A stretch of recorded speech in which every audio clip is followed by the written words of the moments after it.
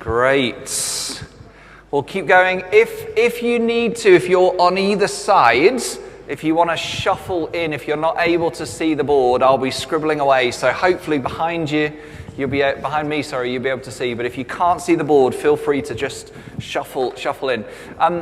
This is tiny, but we're going to send it out on a PowerPoint for you. But that just gives you some of the functions, which is that sense of aptitude and ability, the things that these 5 hold as their places they champion, giftings that they bring, and then on the right-hand side, the expressions in real life, so inside the church and outside the church. What I would say is that even if your context feels like it's more weighted towards shepherd and teacher, so we preach, we teach, we care, we gather, we're communing together, there will be in your context apostles, prophets, and evangelists. And so for those that are in a more shepherd-teacher context, open your eyes and look and listen. What do people complain about? Because what people complain about is a really good way to unearth their fivefold. A bit like we don't do enough mission is a little light bulb of there's probably an apostolic or an evangelist, or we really should pray more. Light bulb, probably maybe a prophet. So look for those places of complaint, because that's actually what we hold as important, but also look for those places of natural energy and fruitfulness.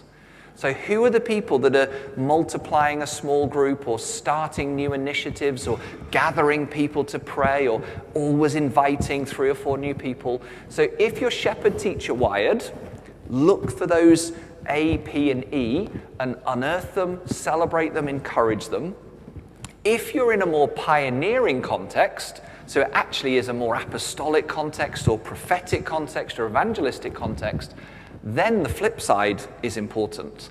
Attend to the shepherding and the teaching. So how are we actually working on internal formation, emotional health, communal rhythms, being able to do some formation around the word? Because the danger in the APE is it can be active, it can be dynamic, but we can burn bright and burn out for Jesus. So there's a challenge here on this sort of shepherd-teacher is often more stabilizing, solidifying, developing, and deepening. And the A, P, and E, the apostolic, prophetic, evangelistic, is usually stretch and dynamic and generative. So it generates things and we need to sustain them. Or if we're sustaining, we need to generate. So think about that balance. The picture I put up of the 5 points and how mature are we in our local context. And the second thing to say is this is partly why Cairn exists. Because a lot of the Western church is defined by the shepherd-teacher paradigm. It's not better or worse, right or wrong. That's not a pejorative, kind of harsh, cloaked statement. It's the reality of our institution. And so the apostolic, prophetic, and evangelistic, the sort of new forms, new frontiers, let's embrace risk. Most of the time, when you use the word risk and institution in the same sentence, doesn't end well. Or the prophet that's saying, actually, faithfulness, not just faithfulness to denominational tradition, but faithfulness to Jesus. Not just some nice work on the side doing some ministry, but actually let's embody ourselves with the poor. Or the evangelist that says we actually need to have a place that's inviting and attractive to non-Christians. Often it's like speaking French to a German. The words are coming out, your mouth is moving, but it's a different language. And so Cairn really is a context for you to speak the same language with people that are like-minded. You may be crazy, but you're not alone. You may be slightly different, but there's a room full of people that are slightly different. You may not feel like you fit, but this is a context where you fit. So not for everyone, because what we want Cairn to be is an expression of the fivefold, the apostolic, prophetic, evangelistic. We want all welcome, but often what happens is the more pioneering types don't always fit. And so this is a place where you don't have to explain yourself, translate yourself, neuter yourself, give 15% of what's in your heart and head, not 90%. That's the opportunity. And so the breakthrough teams, that Cairn have are that apostolic and evangelistic, translocal, let's come and create catalytic energy for you in a local context. The circles are a place where you can journey with others that are like-minded. The opportunity for coaching or consultancy is just getting a different fivefold perspective on what exists locally. And these gatherings are a chance to be iron sharpens iron with each other. So this holistic picture of the church, Cairn is one of the ways that we're seeking to express that maturity within the body of Christ in Scotland and in Ireland. So what we're going to do now is slightly change perspective and gear, and we looked this morning very briefly at discipleship and leadership. So this APEST frame is a way to become more Christ-like as a disciple and as a leader. We also briefly touched on APEST as a frame for a community or a church. We want to express all of these. We're now going to think about mission. So what I want you to do, again, just buzz to the person next to you. What is the place that God has placed you? What is the people group or place that God has positioned you to be good news or bring good news? So is it a particular postcode, street, neighborhood, people group, passion? Where's God rooted you, or where is God inviting you to be good news and bring good news? Turn to the person next to you, buzz. If you don't have an answer, that's fine. There's no condemnation. It's a good kairos. If you do, go for it.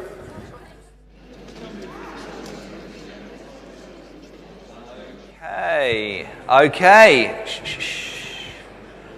Okay. So, I'll give you another chance to be able to dialogue as well, because the most important part of this is you talking to each other, not me talking at you. So the opportunity to dialogue. But what I want to do is, just as we think about mission, is start with a list. And these are all edited for bad language for the communities that I've lived in over the last 20 years. But these are statements from people that don't know Jesus in the neighborhoods that we've lived in. Most of the people I know are getting divorced. There's nowhere for the kids to go. There's expletive, rubbish on our front yard. There's needles all over the park. There's no community events or places where we can come together as a community. I hate the dog poo on the pavements. Those tourists come and leave rubbish everywhere. I love bingo, but I've spent all my money on drugs. So these are statements that Anna and myself, over the last 20 years in the different neighborhoods that we've lived, with Portobello probably being the poshest one in about 20 years, with this mix of kind of gentrified and historic Porty and poor and opted out middle class, kind of wonderful bohemian community. But beforehand, when we lived in the north of England, we spent in our 20 years, 8 years in a sort of more middle class mixed urban context and 12 years on council estates. And in these different communities, so you've got 5 different communities in 20 years, those are statements that have come up. And in these different communities, we've then expressed mission very differently. So we've run kids' football teams, we've done community events, we've done bingo and cake, we've done community clear-up, we've done dinner parties and meals, we've done festivals, loads of different stuff. And in those different communities, each of them were unique. Now, who is old enough to remember the Green Cross Code? Come on, people.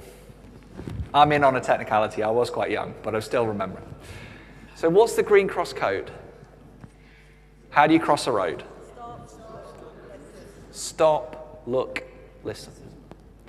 As we think about mission, we need to think about the Green Cross Code. Stop, look, listen. How often, in the context of mission, do we not stop, but we just dive in? We don't look, we come with our preordained conception of strength and what the community needs. And we don't listen, we actually just tell.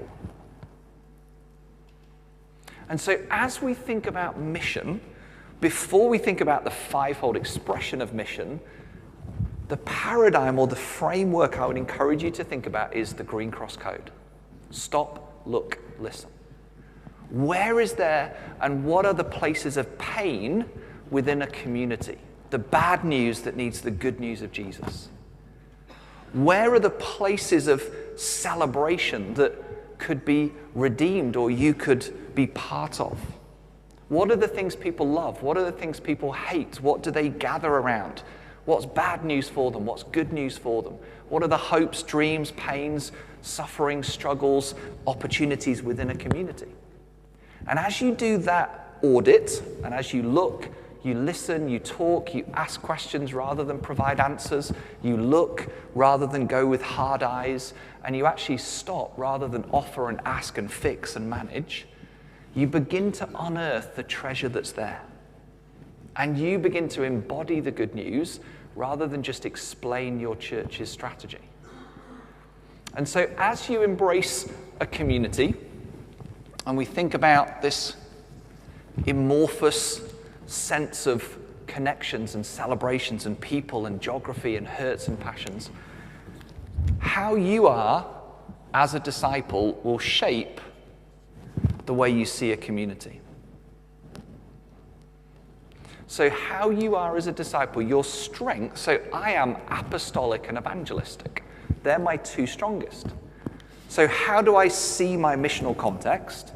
I see it through the lens of the apostolic and the evangelistic. My wife is a prophet teacher. She sees her community and our community through the eyes of the prophet and the teacher. We see the same thing very differently. We see different opportunities. We see different challenges. We have something to bring which is different, but we also have something to call out that's different. So as you begin to engage, every community is unique. You see it with different eyes than others, and we have to call out what's there rather than come in and fix or manage. Mission isn't doing things at people or to people, it's walking with people. And in our context, you need to win the right to be heard by the way that you live and love alongside people. And as you live and love alongside, questions will surface.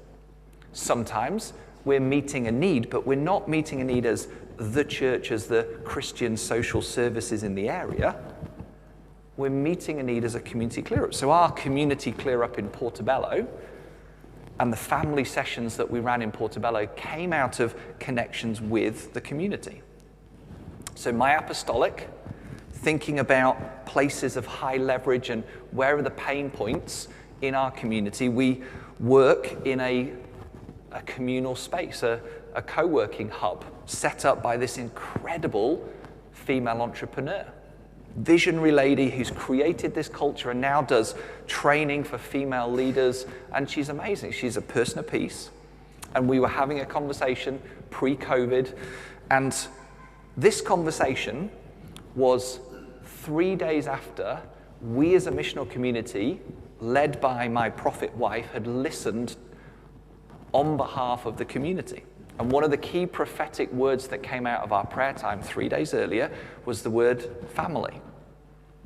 And the observation, looking, seeing, but also the perception of the prophetic of family as a key pain point, but also prize for the people with our community. So 3 days later, I'm sat in the office chatting and having a coffee with Danny, and she says, I know that you do all this training stuff with Christians and go different places and train people.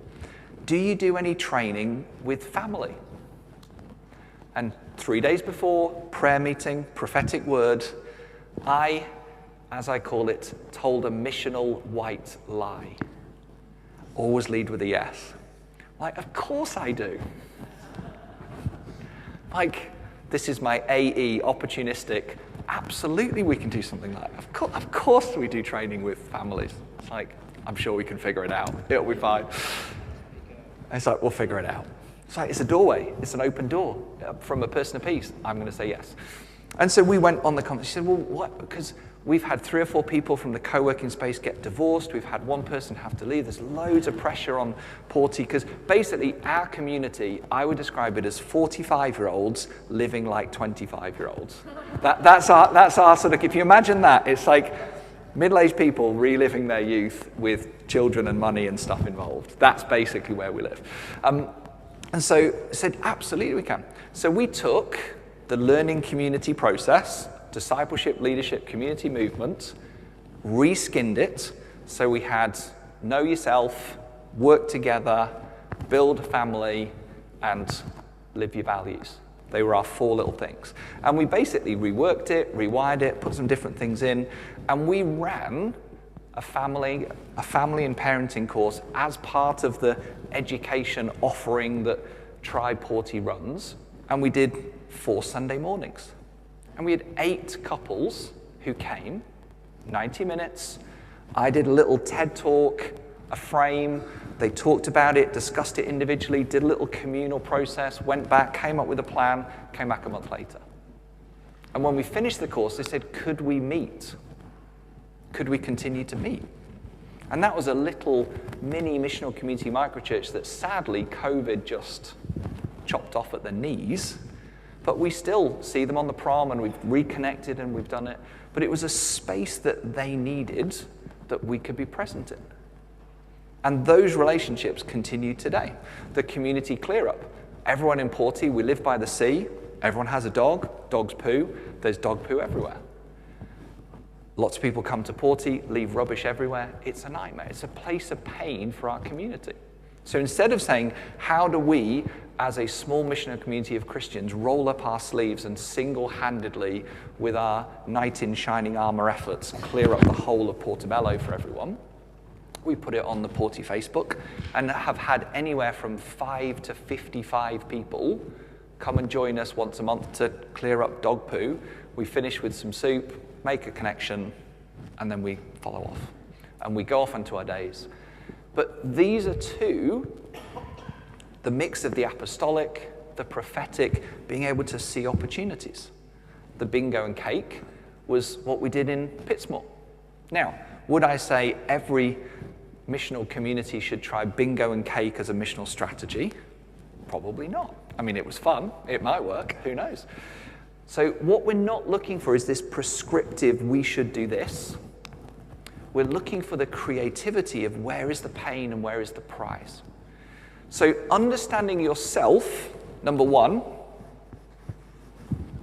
will help you to understand how you can be a missionary and missional in your community. If you're a prophet, you're probably thinking about where are the causes that people gather around. If you're an evangelist, you're saying, where are the celebrations, the connection points? If you're a shepherd, you're probably thinking, where's the pain or isolation or need for community?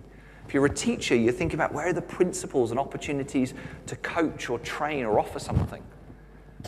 If you're an apostle, you're thinking about where are these leverage points that if we see something shift there, it shifts the whole community. So that's number 1. The second is within your community, there will be expressions of all 5 of these dynamics. Because they're just unredeemed expressions of Jesus. So look for, and what we've done is to say, our community is really prophetic. There's so much justice and internal orientation around, I've found my purpose, I do life coaching, life training, Reiki healing, we can learn to do X, Y, Z, all that creativity and all that internal, it's very prophetic. Now, a lot of them are anti-church and open spiritually. Now, you mentioned church, it's like you've stabbed them in the eye twice and smiled as you've done it. But you talk about being spiritual, I'll give you a hug. So again, it's understanding where is God at work within our wider community that actually we can start to engage. And then finally, within the community, each individual person of peace and person that you meet will have the thumbprint of Jesus on them. And so if you think about your individual people of peace,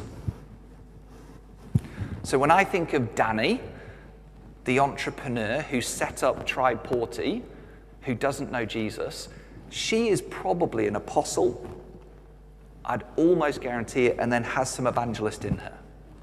So as I think about her, which of the 5 dynamics of Jesus, which of the 5 faces of Jesus do you think I should introduce her to? Is she going to be interested in Jesus the Good Shepherd? Maybe. But probably she's more interested in getting to know Jesus the Movement Maker. Jesus who has a volunteer organization that has 1 billion people within it.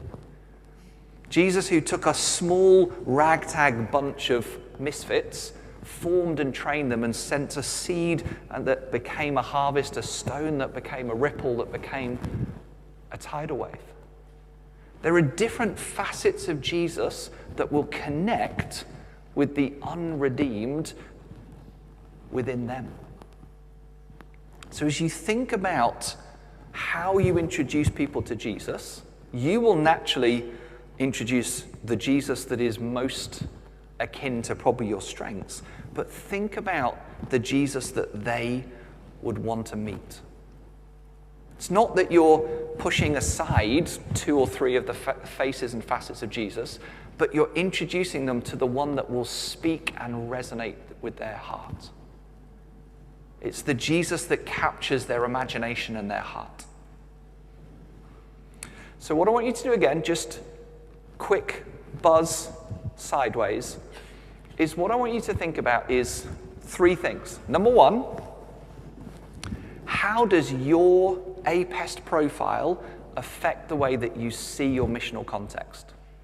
And how could you leverage your APEST profile to engage your context? That's the first question. So this is about you. How do you do it, or how could you do it? The way you're wired in the 5-fold, how could that help you as a missionary? Second question, think about your missional context. Where are there some expressions of the 5-fold that you could connect with, call out, engage with, and start to think about how do we leverage these for some kingdom impact? And then the third question, I want you to think of 1, 2 at most, 1 person apiece or connection.